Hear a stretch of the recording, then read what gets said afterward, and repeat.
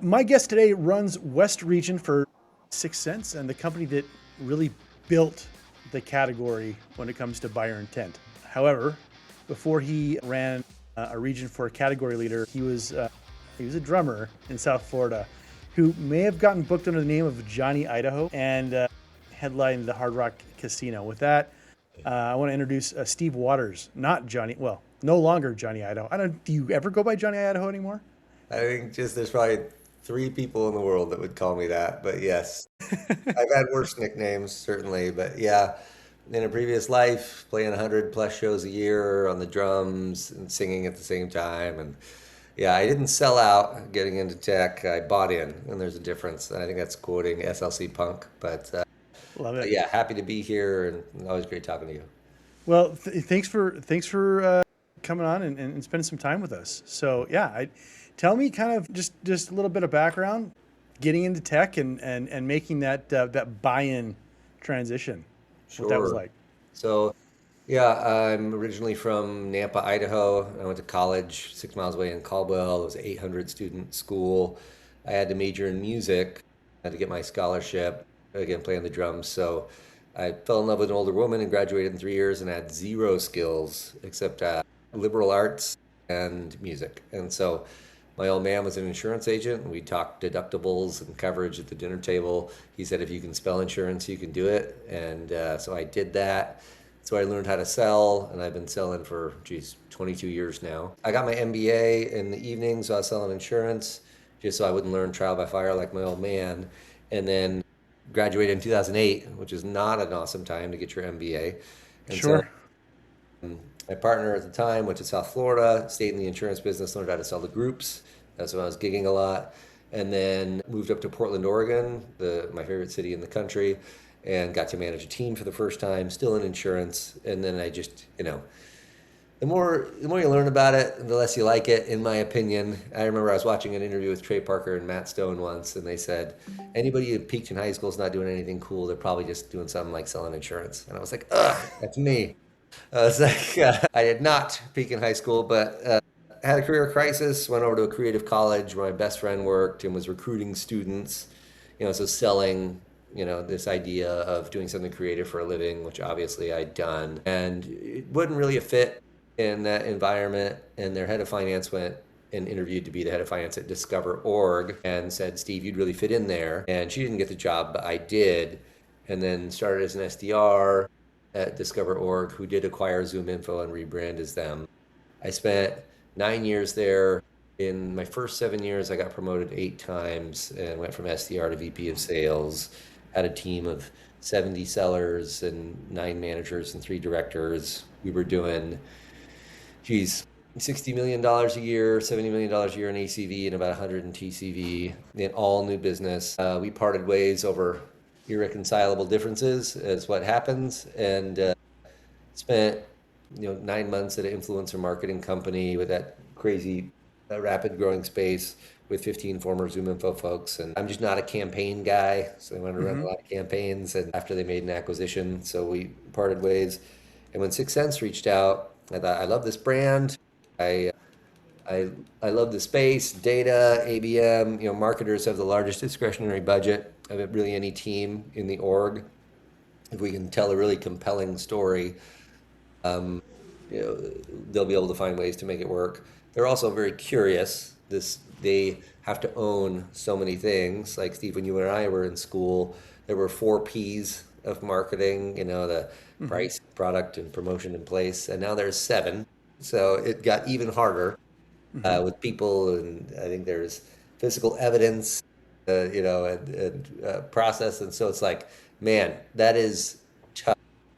They're open to learning what they don't know, especially with how rapidly things are changing. So, what I like about tech that I don't like about the insurance game was the pace of play.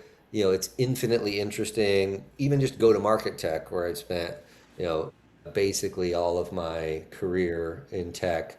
You could continue to learn about it, podcasts like this and others. So I find that endlessly interesting. It's also nice to help companies go to market and be more successful and have like tangible, measurable impacts on those. So that's why I really enjoyed, being in this space and, the audience to whom we sell at 6 cents. It's absolutely fantastic. Yeah. Yeah, I have to tell you, I enjoyed hearing this. Other than being a literal rock star, our stories are pretty similar. I was in financial services for a while till I realized also I don't like this, and I found this space, this tech space, to be really interesting and compelling, and gets me excited to come into the office every day. So we've seen the environment, the tech world, the go to market world shift and change a lot in the last 10 years. What have you seen recently? What's kind of been some the bigger shifts? Maybe some of the ones that are less expected. Yeah.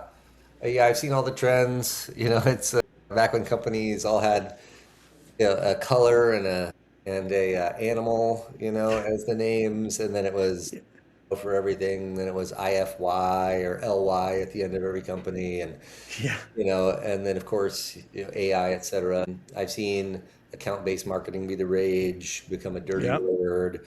We've seen, account-based everything. Yeah, the trends are super exciting. At a place like ZoomInfo, acquiring Chorus, acquiring Ringlead, acquiring automation solution Tellwise for, Outbound, seeing companies like Nooks and Orem, and, back in the day, Connect and Sell.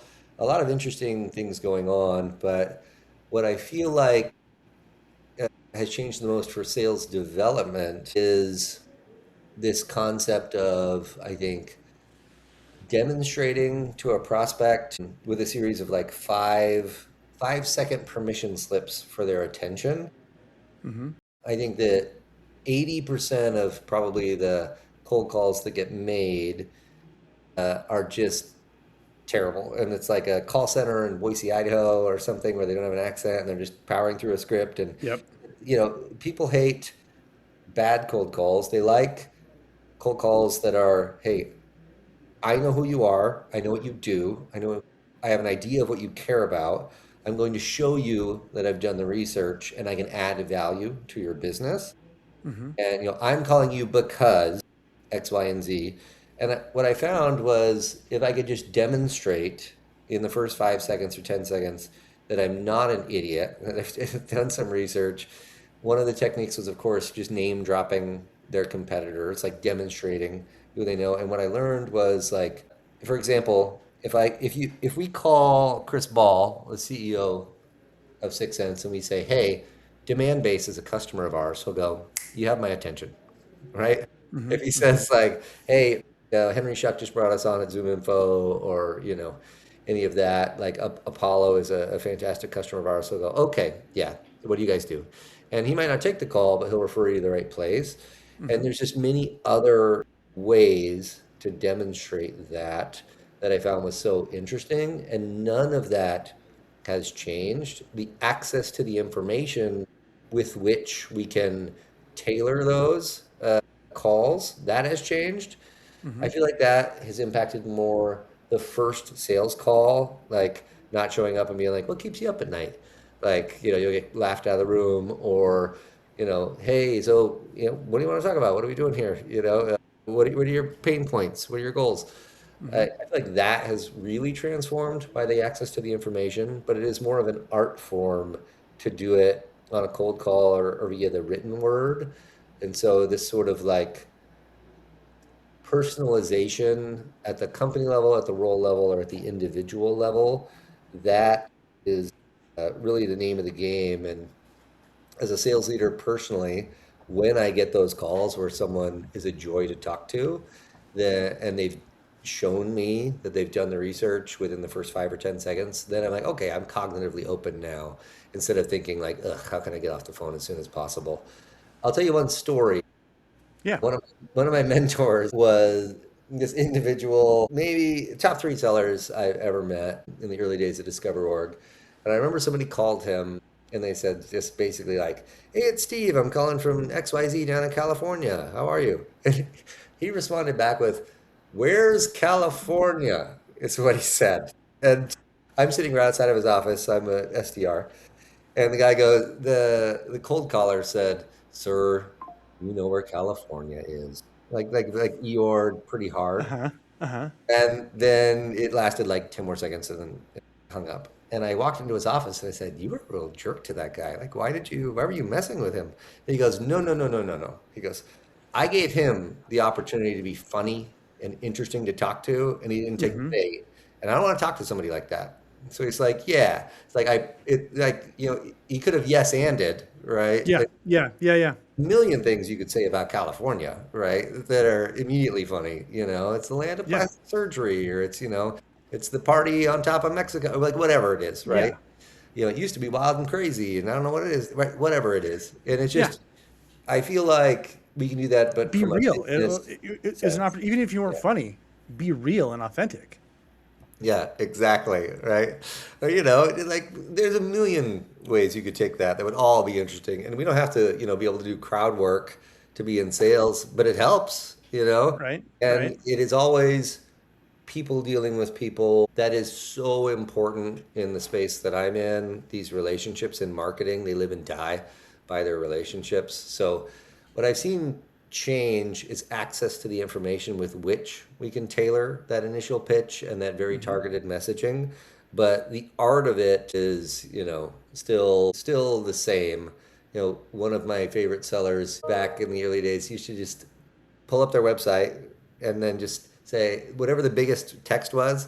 Go, "Oh, it sounds like you're doing some work around infrastructure or tech or whatever, or Mm-hmm. contracts as a service." And they'd be like, "Oh yeah, absolutely." It's just it's just immediately, right? Just something, and we should be able to do a better version of that now with all the tools and the Mm-hmm. insights and things. Many of them you can get from Sixth Sense, but yeah, I feel like the the scale at which we need to personalize the targeted nature of it has evolved quite a bit. Yeah. Yeah. To be honest, I've gotten so many of the emails that are the whole, "Hey, you went to the University of Utah, so your mascot's the red tail hawk, so therefore you must have like okay, that great it's." But when they say, "Hey, listen, I've talked to people in your industry. These are the problems that your competitor told me that he's facing." Okay, and there is so much out there. Talk to me a little bit about some of those data, some of those tools that are out there, some of those that you have with Sixth Sense that can help kind of solve for that, because I feel like it's table stakes. The number of emails that I get every day where someone is a big tell is they use an old company, an old branding name for my company. You haven't even looked on my LinkedIn today. Yeah, yeah, yeah. Um, Yeah, what can be done? What do you do? I think no one has cracked scalable person level personalization because, yeah, you get some of that stuff, right? "Oh, I saw you coach your kid's soccer team. Leadership is very important in business. By the way, here at XYZ, we do this," right? It's like a Right. total non sequitur. And I would love it. And so if anybody's listening, if there is something that's, that you can use at the person level to, target, awesome. But what we find, and we have Revi AI that does this, it can call to previous engagements and then call to things that are going on, signals at that organization, right, that can be referenced. And I find that to be super valuable for tailoring at the business level. And the higher we get in the organization, the more important it is to be able to demonstrate that we understand strategic level priorities and that Mm-hmm. how that person is impacted with them. The definition of a champion, of course, is right technical expertise, and they live in the pain and they're not new. And so when that's what we're looking for is those great champions, and coaches are cool too. Like, go over here and figure out what we need Mm-hmm. to do. But I think when I can say, "Hey, we know this is an issue for you guys. We know that your role owns this part of it. We can help. We've helped competitor see X, Y, and Z," and then put that through a few different messages. I feel like that's really, really important. Brevity, especially, can also be incredibly important. I find Yes. that, two or three when we can demonstrate that sort of credibility is fantastic. For go backs, right? When we can look, hey, what happened? You can do this in Gong, you can do this in some different places. Just to say, hey, we spoke a year ago. This was an issue. We have this new thing that can help. I'm curious, can we find 15 minutes to talk about it, or is that still a problem? And I go, yeah, right. I feel like that level of personalization because most deals are lost to the status quo and no decision, going Right, back right. through and pulling in all that data and then using it to tailor that sort of messaging. We can do that right now with a product AI email that draws on all that and then pulls in the intent data, right? Of which, thank you for talking so nicely about us developing that category in Hmm. ABM. Yes, but then website visitors and then other signals in the market, and they can choose who to message for what kind of value propositions, and then do it at scale. It can base that on role, it can base that on company, and that can always pull in the company level personalization and then Hmm. the role based. I'm going to talk differently to someone in demand gen than digital marketing than event Right. marketing, but or marketing ops, but it still won't capture that person level personalization, which I don't think we ever will. Maybe that's why you and I have jobs, Steve, is Right. is to do that sort of thing. But yeah, I feel like that's really where the money is, given that we published some information that was shocking to me. This is Kerry from Six Sense. He heads up our research team. Absolutely incredible. You should have him on. I absolutely adore Kerry. But we did a lot of surveys and research, and we published a report saying that, and this was actually kind of depressing as a seller, saying that the average number of time that someone buys a solution in a category, or someone has purchased a solution in a category, is 8. So they've purchased this before, right? Hmm. For the various tools that they buy by category. And those people have a lot of experience, right? Obviously, if you've bought something 8 different times, you've been doing this for a while. Right. They make their top 5 companies that they want to look at. So their top one, and then their next tier, and they They're in making their own procurement way. happy sometimes, by, yeah, right. They think Yep. like, okay, I think this is the one we're going to go with, but there are these other ones we should consider, whether it's an RFP or not. Let's explore those. And 70% of the time, that list stays the same, or in the 60s, that list stays the same. So, there's some movement, but Yeah, for yeah. the top choice of their pre-ranked companies, 94% of the time, the top choice stayed the same. So the company that they went into the evaluation thinking was going to win Hmm. won the business 94% of the time, because there's so much information out there, and they have all this experience, all this bias, this preference that they're coming in with. And I Right. thought, wait, if, you know, 1 out of 20 times the whole song and dance and the discovery and the presentations and the decks and the emails and the executive alignment, if 1 out of 20 were making a difference, oh my gosh, like that's really hard, going outbound and getting in front and casting a vision first, which Hmm. the data showing the company to cast a vision first wins 74% of the time. When we're creating these needs and these opportunities in line with the strategic objectives, then as sellers we can be much more successful. So it is that outbound process. If they're already coming to you saying, hey, we're evaluating you and 4 others, the top company is going to win 19 out of 20 times. And to me, you can do okay doing that, but it's much more this outbound, and then the personalization and the intelligence is the keys to the kingdom. Yeah. It really speaks to you need to understand quickly. So from the beginning, you've got that trust factor there of knowing exactly what do you solve their problem, and if you do, this is how. Yeah, no, it's fascinating numbers. When was that? When did you guys do that study? I'll send it over to you. I heard about it in February of this year, is Yeah. when Kerry launched it at our RKO. I think he was doing the research late last year. But yeah, Wow. state of the market, pretty fascinating. For engaging these target accounts, this other trend that we're seeing Hmm. is companies ingesting just a lot of go-to-market data, marrying it with their first-party data, putting it in Snowflake or Databricks or, some Adobe CDP or something, and then running agents on top. And, Hmm. we've seen the Stripes of the world, these cities on a hill doing that for a while.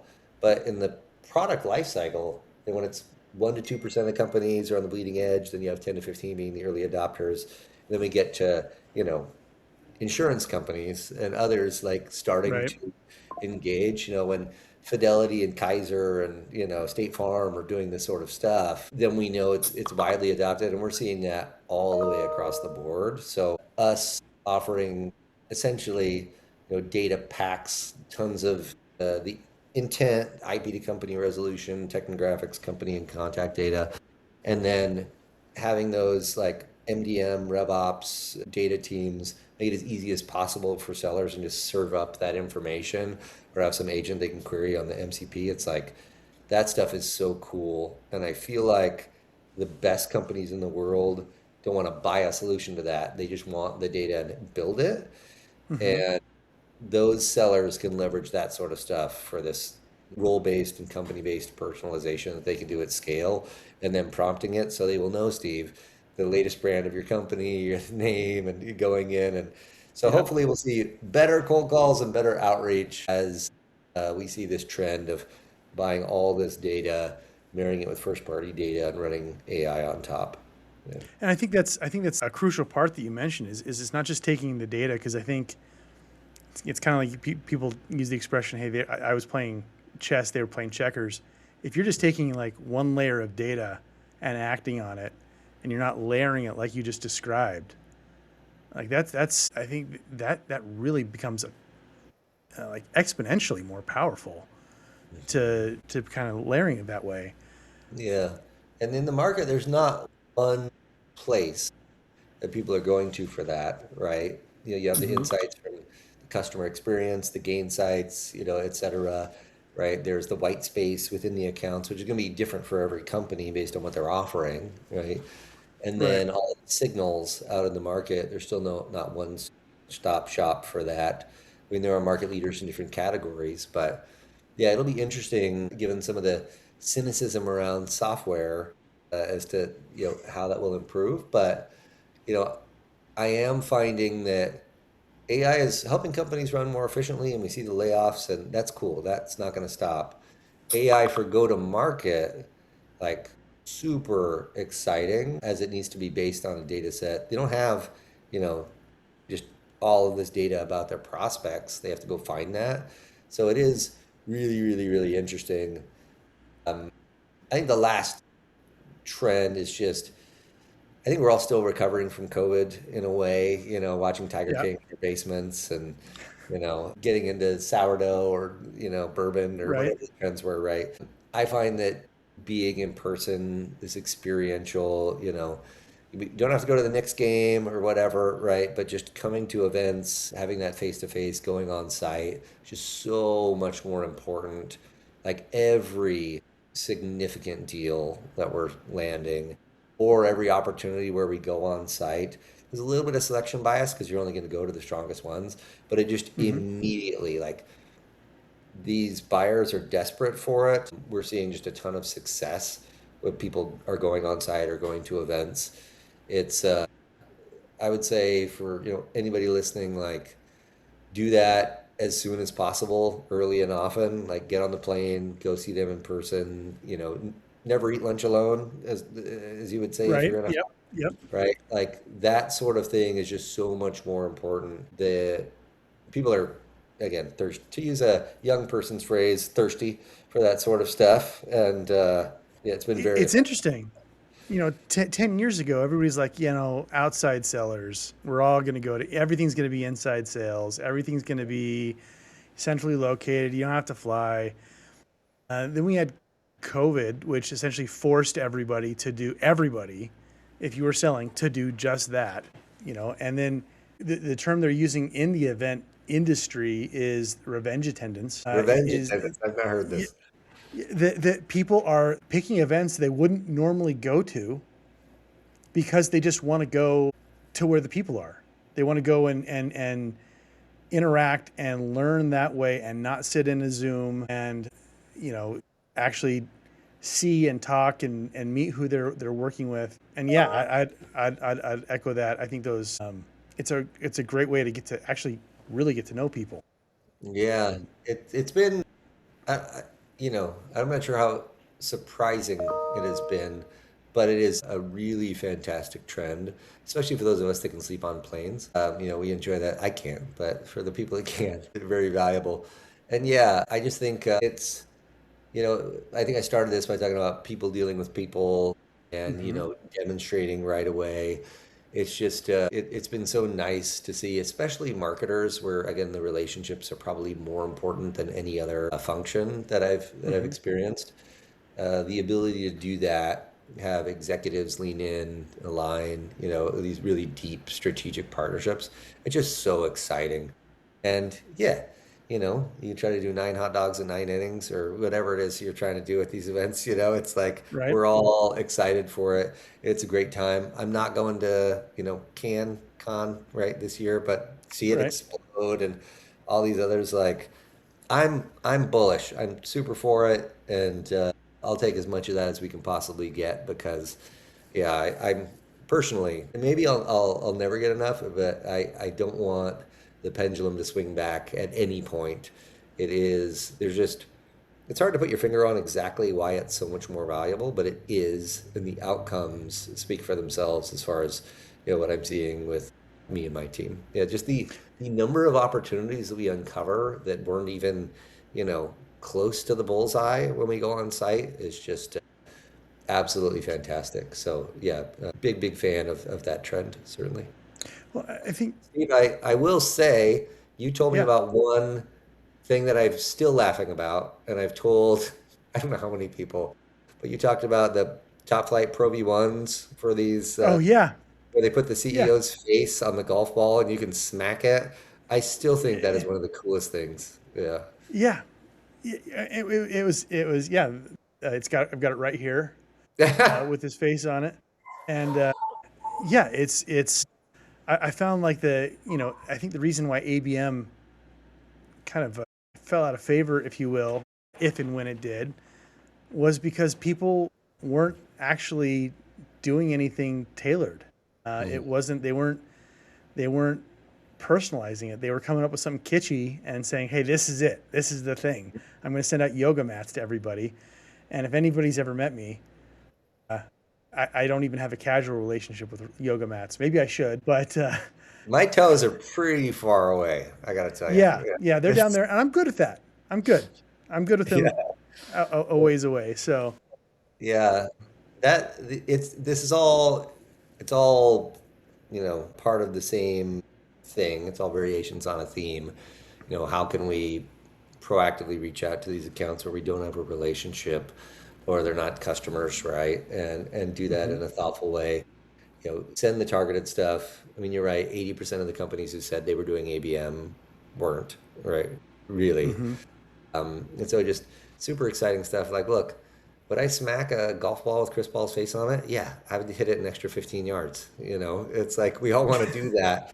yeah, I would love as many people as possible to tell stories like that because it's just so fun to be able to yeah, do that stuff. It's like the things that you remember as a seller. I remember I had one opportunity where the VP that I was selling to had come from the Sacramento Kings and had branched over into tech. He also bought mhm, in and didn't sell out. And so I sent him an email that was 4 different Kings players. And I said, hey, we are Chris Webber and Richmond, and this competitor is Tracy Dalby and Jimmy Fredette. And I said, all these people are first round draft picks. And if, for the layman, they can't tell the difference. But this isn't our rookie year, right? We've been competing with them for 5 years and have gone from half their revenue to twice their revenue. And, let us be your sixth man and blah, blah, blah. Like, right. you're an expert in basketball, just like we are here. You can tell It the wouldn't difference. have You know, it's like, yeah, that very, message wouldn't have. I mean, it would have been cool, but if you had sent that to me, it wouldn't have landed the same way as that was tailored to him. It was an email that worked for him. Funny enough, I had a call earlier today with a gentleman who played NHL hockey, and as a Detroit guy, I was like, "Yeah, let's talk for a little bit." And I knew the call was coming. I also knew, I'd seen him and how excited he was at the U.S. Olympic performance, and so the shirt I wore today, it literally says, "Hey, I wore this for you, for the call," but it says things that Canada does better than the United States, and it has hockey written on it with crossed out. And he just thought that was Funny. right. But again, it's just people relating to people. Like, that Yeah. wouldn't have, landed with a lot of people, Yeah. including Steve, Canadians. yeah, as a percentage, and that is amazing. And yeah, my top seller last year is in Canada, and, absolutely fantastic. I'll hire as many Mm-hmm. Canadians as I can. Steve, let me ask you, as a percentage, how much more have you sold in your career because you're funny? Would you say? Like, if you weren't funny, how much less would you have sold?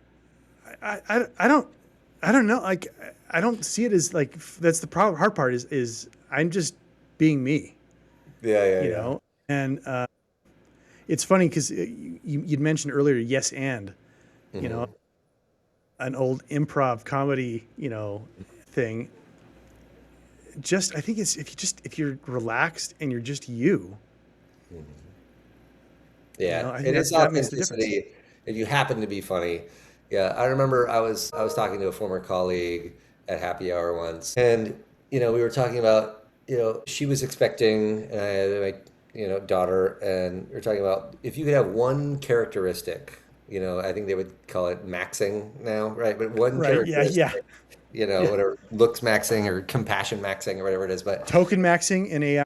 yeah, yes, token vaccine. If you could have one characteristic that you could wish for your child, what would that be? And she said, I would want her to be funny. And I was like, really? But like not like compassion or like empathy or kindness or and she's like, you wouldn't want intelligence, right? And she's like, well, you can't be funny if you're not smart. And I was like, oh, wait, that's true, And then she's like, yeah, and plus you can relate to people and make them laugh. You have to have the prerequisites of the empathy and you have to be able to understand people and the psychology. I thought, oh my God, funny does a lot of heavy lifting here, right?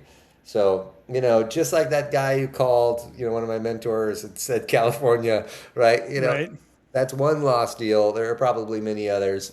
But yeah, I think it is related to authenticity and finding your voice. And if you happen to be funny, hey, even better, right? Go for it. Well, Steve, not only do you have a great name, it was good to have you here on the podcast. I appreciate it. If people have questions about Sixth Sense, if they want to connect with you, they have questions on some of the stuff we talked about, where can they best find you?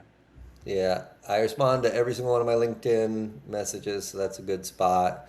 And then just steve.waters at sixsense.com, the number six in the word sense. But yeah, not hard to find.